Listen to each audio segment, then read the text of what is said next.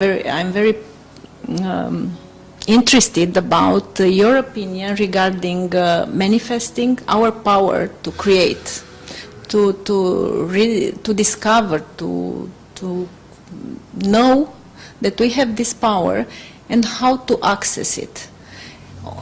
And I heard some of your interviews, and you are saying there about the letting go part, which would be the first step. Yeah, if you want to move forward, you got to get off of your position to start with. And you know, creativity is about looking at things from a different direction, a different way, finding a different approach, it's getting out of a box, you know.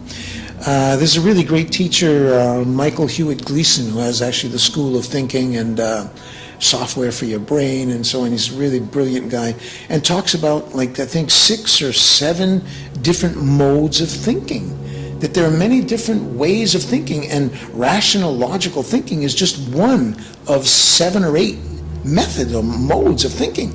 We need to learn those other modes of thinking, you know. And so, you know, recognizing when we're like a machine, like when we're reacting,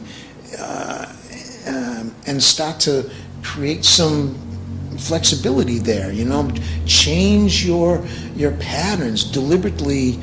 When you see yourself, you know, change the hand you use to brush your teeth with, and instead of constantly making decisions based on what seems to make the most sense, take a leap and just make random choices from time to time and see where that leads you.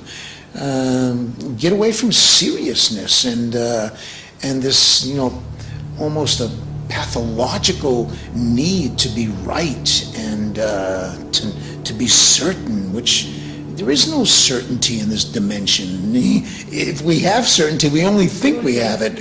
And so unhook our mind from that need for certainty and the absolute truth and right, and you know, just loosen up around that, and creativity automatically emerges. It's not, you don't have to make creative energy come to you. You just have to stop what you're doing that's blocking it, and it just starts to flow spontaneously.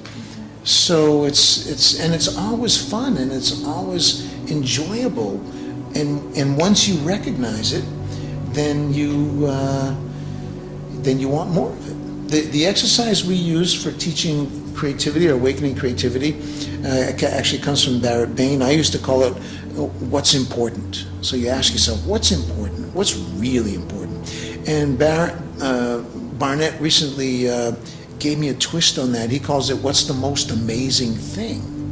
All right, so you think of a time in your life when you felt truly alive and totally alive and connected and in the flow, and you felt fantastic. And you know what was happening in that moment, but more important, the feeling itself, and identify that feeling, and then use that feeling like a GPS, your personal GPS, and get in touch with it every day, wake it up, and then you start to tell which activities and things take me further from it and which activities strengthen it.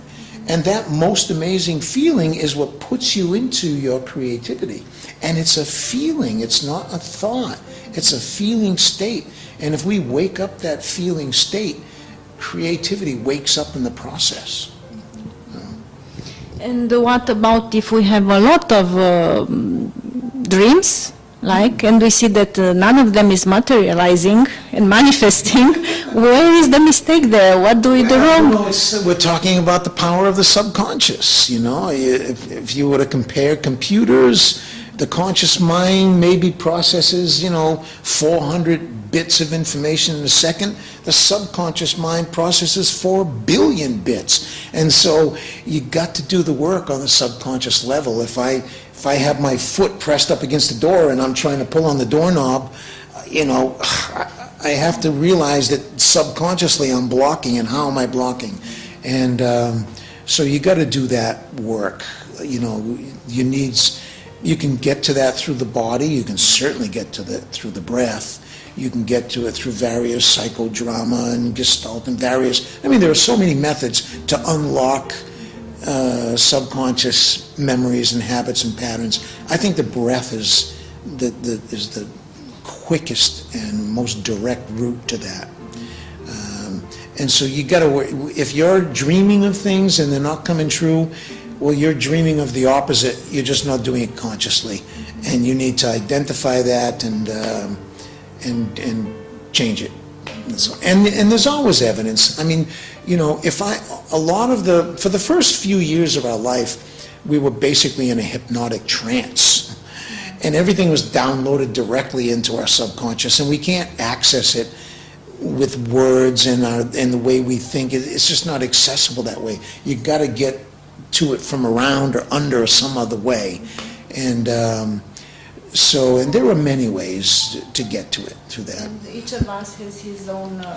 Find your own way. path. Yeah. If that, and yet you set that intention, and you look for evidence. So if let's say I have an unconscious thought that the world is against me. Now, I would never say that out loud, and maybe I even compensate for that by, you know, creating all kinds of experiences that seem to show that, you know, that the subconscious is very tricky. But I will see evidence of it. If I look at the results in my life and I reverse engineer, I can get to the thought that's responsible for that result. But it's inner work, and it might require some kind of honesty. You could eliminate a lot of things like guilt. So if I'm holding a negative thought, and for me to admit that is going to generate another negative thought that, well, I shouldn't be negative, then that thought's going to remain out of I won't be able to access it, because I'll create more suffering for myself. It's like somebody who's told, you know, I'm responsible for my cancer. I mean, that just makes it worse. Oh, now I can blame myself because I have cancer, but there's some truth to that. You created this illness. Maybe not consciously, no, you didn't really want it, but something you did or something you didn't do, some lifestyle factor, something, you're responsible. But we don't want to take responsibility, because then we're going to have to feel even worse about ourselves, and feeling bad about ourselves is how we ended up with cancer in the first place. So it's tricky working with the subconscious, you know, and that's why I work with the breath. Because when you make changes on the level of the breath, when you give the breathing certain patterns, it is affecting the subconscious. I don't have to even be doing the work. A certain breath, like,